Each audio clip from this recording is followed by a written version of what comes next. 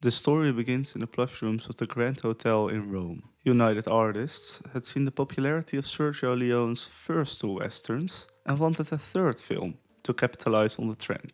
During a meeting with executives Arnold Picker and Arthur Krim, the studio asked what the next project would be. Luciano Vincenzoni and Alberto Grimaldi had no actual plans. However, the pressure to sign a contract was intense. Vincenzoni decided to make up a story on the spot. He pitched a tale about three outlaws who hunt for treasure during the American Civil War. The studio heads liked the idea and agreed to the project immediately. Leon knew his man with no name was essential. Yet, bringing Clint Eastwood back for a third film proved difficult. The actor had grown wary of the grueling European shoots and felt the addition of two more leads would dilute his screen presence. He told Leon that if the cast continued to grow, he would eventually be starring alongside the entire American cavalry. Leon remained firm and told his wife that while he was happy to have Eastwood, he could invent a new star just as easily. The standoff ended only after United Artists offered Eastwood a significant salary increase, a share of profits, and a brand new Ferrari.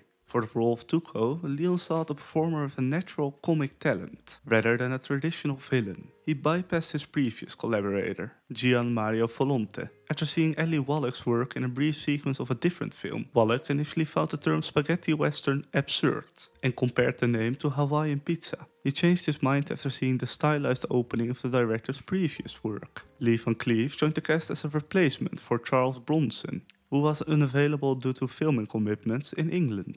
Van Cleef later joked that the only reason he was invited back to the series was because the director had forgotten to kill him off in their previous collaboration.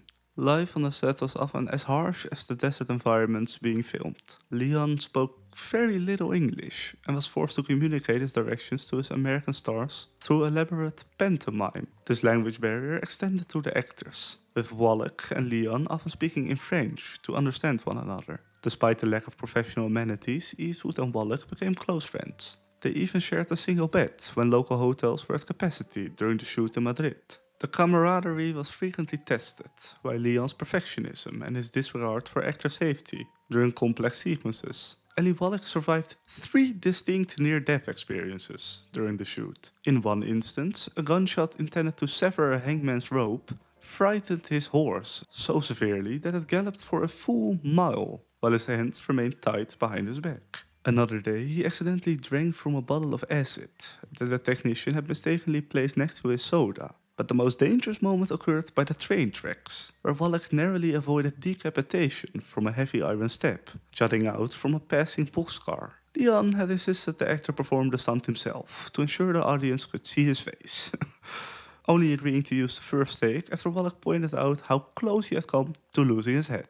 The sonic landscape of the film emerged from the childhood friendship of Sergio Leone and Ennio Morricone. Morricone systematically rejected the lush, romantic orchestral traditions of Hollywood westerns in favor of a raw, unconventional soundscape. He gathered an eclectic team of musicians to bring his vision to life, including Alessandro Alessandrini for the whistling and Franco De Gemini on the harmonica. The famous main theme was designed to imitate the haunting howl of a coyote, a sound that became an enduring part of global culture. This theme served as a collective identity for the three leads, but Morricone also assigned a specific instrumental signature to each character archetype. For Blondie, the good, he chose the piercing sound of a high-register soprano recorder and flute. Angel Eyes, the bad, was represented by a low-register hollow bass ocarina, known as an argillophono. Tuco, the ugly, was identified through rhythmic human vocalizations and yodeling. Leon integrated the music into the very process of filming, treating the score as an essential guiding score for his actors. He frequently played Morricone's pre-recorded tracks directly on the set, creating a rhythmic environment that dictated the pace of the production. Eli Wallach felt like an instrumentalist being guided by the director, timing his movements and expressions to the precise cadence of the music.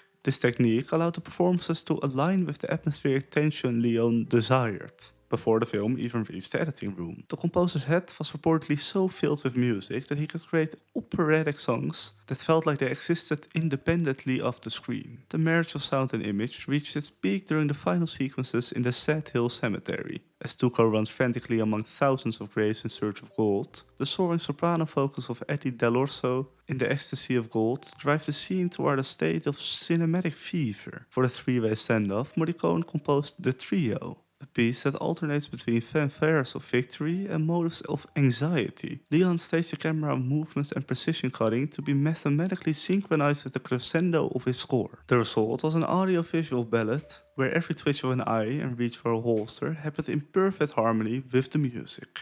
The score's experimental nature resonated deeply with the 1960s audiences, who were already gravitating toward the modal and psychedelic sounds of rock and roll. When the soundtrack was released in the United States, the main theme became a hit and remained on the Billboard charts for over a year. Even today, the simple two-pitch figure of the Coyote Hall remains one of the most recognizable themes in cinema. Morricone's work did not just support the narratives, it reinvented how westerns could be scored and how sound could function as a core element of the storytelling. Through his collaboration, the director and composer moved the genre away from its traditional roots and toward a more stylized future. The visual language of the film came to life through the lens of Tonino Dellicoli, who utilized an Italian innovation called Techniscope. This process was chosen primarily for its economy, as it exposed only 2 perforations per frame instead of the usual 4, effectively cutting the cost of the film in half. This technical quirk allowed them to refine the signature geometry of tension,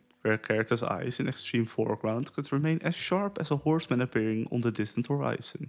Clint Eastwood once joked that the director focused so heavily on these tight shots because he was such a limited actor, that the camera was only interesting in his eyes. The director established a rigid logic for his widescreen world, where the borders of the frame defined the limits of reality. If a hidden gunman or a massive Union encampment remained outside the camera's view, the characters were effectively blind to them, until the very moment they entered shot. This rule allowed for startling entrances that defied geographical common sense, but heightened the psychological impact of the setting. Every vista was designed to isolate the viewer in an atmospheric trap, where the landscape itself felt as dangerous as the man traversing it. Even the positioning of the actors within the frame was carefully orchestrated to produce an unnerving effect, with extreme close-ups showing characters almost looking straight into the lens to heighten the viewer's psychic tension. To mix the cynicism of the script, Leon insisted on a weathered and unglamorous aesthetic that broke from the clean, studio-bound traditions of Hollywood westerns.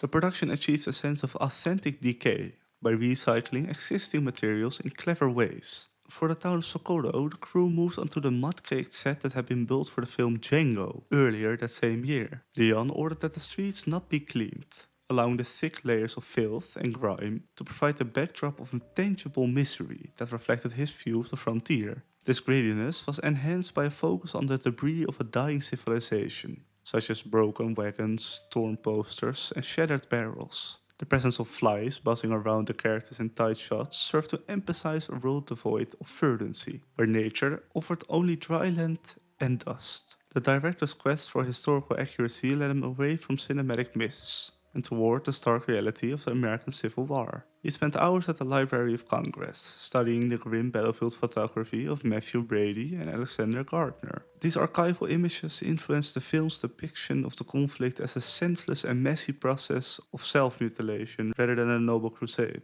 The sets for the Battlefield prison camp were constructed as direct recreations of steel engravings of Andersonville from 1864. Even the uniforms were coded with unit-specific trim, using blue for infantry and red for artillery, to maintain a link to the real history being deconstructed.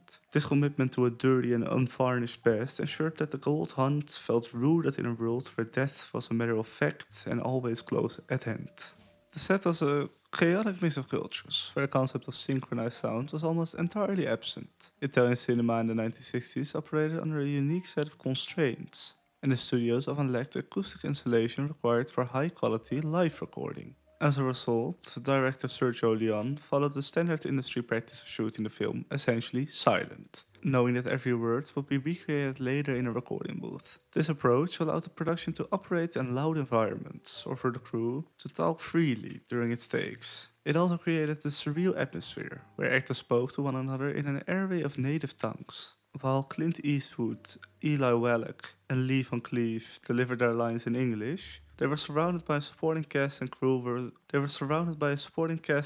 who responded in Italian, Spanish, or even French. Supporting players were even instructed to simply count aloud in their own language rather than recite a script, as their mouth movements would simply be matched to new dialogue. Communication between the director and his stars was a performance in itself. Leon possessed a limited command of English, which led the Italian press to refer to him as the man with no English. To overcome this barrier with Clint Eastwood, Leon relied on a vocabulary of exaggerated physical mime and pantomime to convey the exact timing and emotion he required for each shot. Eli Wallach found a different way to bridge the gap. Since he spoke no Italian, he and Leon communicated through a shared, if sometimes imperfect, knowledge of French. Despite these hurdles, Leon remained a meticulous perfectionist who focused on visual cues over the precise wording spoken on set. The task of turning this multilingual recording actually into a cohesive experience fell to Mickey Knox, an American actor and screenwriter with a fascinating history. Knox had been blacklisted during the McCarthy era and moved to Europe to find work as a dialogue coach and translator. Eli Wallach personally convinced Leon that Knox was the right man to oversee the English dubbing. Working in studios in New York and Rome, Knox was responsible for adapting the screenplay into the idiomatic English of the American West. He had to ensure that the cynical and world-weary perspectives of the European script resonated with audiences accustomed to traditional Hollywood westerns. This elaborate workflow was not without its errors, some of which became permanent parts of the film's legend. Because the final editing and dubbing were often disconnected from the initial marketing, mistakes occurred in the promotional materials. The most famous of these appeared in the English language trailer where the character title cards were mismatched. Due to the sequence of the original Italian title being changed from its literal translation, Lee Van Cleef was mistakenly labeled as the Ugly, while Eli Wallach was branded as the Bad. These linguistic and technical puzzles ensured that while the film was shot in Spain and Italy, its voice would eventually become a global standard for the genre. The rugged plateaus of northern Spain were transformed into a sprawling canvas for the American Civil War.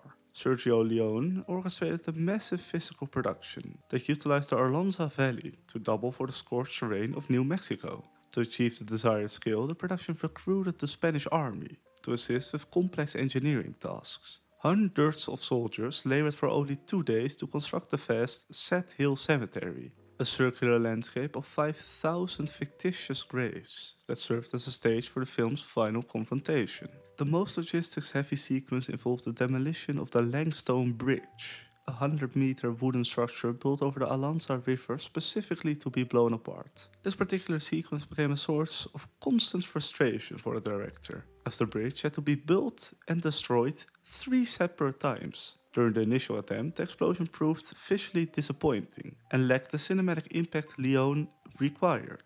The second attempt ended in disaster, when a technical misunderstanding on the radio led to a premature detonation. An army captain mistook a crew member's casual remark for the official command to start, and triggered the explosives while no cameras were rolling. The blast obliterated the bridge and a nearby vehicle, prompting Leone to fly into a rage and threaten the entire team with termination. To avoid the director's wrath, the army captain offered to rebuild the entire structure for free within a single week. The third and final detonation was successful, but illustrated the minimal concern for actor safety that permeated the production.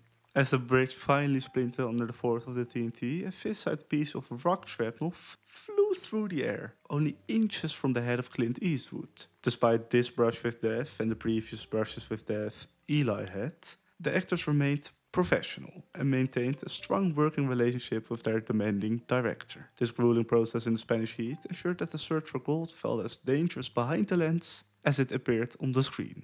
The film lived many lives across different borders, often appearing in shortened versions that lost its original operatic weight. In 2003, a significant effort began to restore the epic to its full glory by reinserting roughly 18 minutes of footage that had been missing from the international release for decades. This task presented a unique auditory challenge because these specific scenes had never been recorded in English during their initial 1960s. Clint Eastwood and Eli Wallach, then in their 70s and 80s respectively, were brought back to the recording booth to give their voice to their younger selves. Because Lee Van Cleef had passed away in 1989, the production relied on a voice double to simulate his distinctive delivery. For many fans, the result was a surreal experience, where the weathered, aged timbers of the actors were suddenly layered over their youthful, sun-scorched faces. Even as the film's status as a masterpiece was cemented, whispers of a continuation persisted in the mind of its writer. Luciano Vincenzoni eventually drafted the treatment for a sequel, set 20 years after the original Gold Hunt. This narrative would have revealed that Blondie had become a marshal in Arizona, only to be killed in an ambush, leaving his iconic poncho draped over a grave marker. The story followed Tuco as he tracked down Blondie's son to find a new treasure, eventually forming an alliance with him to fight the twin brother of Angel Eyes.